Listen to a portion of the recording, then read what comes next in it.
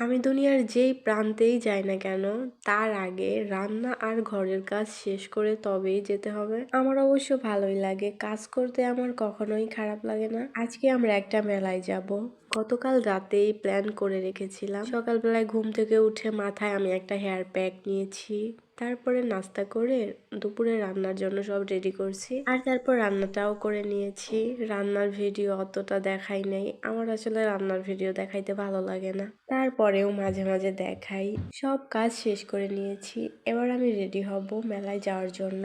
আমি রেডি হওয়ার আগেই আমার মেয়েকে গোসল করিয়ে তারপরে রেডি করিয়ে দিয়েছি। এই মেলায় এর আগেও আমি অনেকবার গিয়েছি। আমার মেয়ে ফাস্ট ফুডের ভিতরে সব থেকে বেশি পছন্দ করে ফুচকা, আর তারপরে হচ্ছে পাতাপুরি। আজকে আমরা যাওয়ার সময় পথেই পেয়ে গেছি, আর তারপর কিনেও নিয়েছি। যখন ওকে স্কুলে নিয়ে যাই তখন এগুলোর কিছুই কিনে দেওয়া হয় না, কারণ সকালে খেয়ে যায় না। আর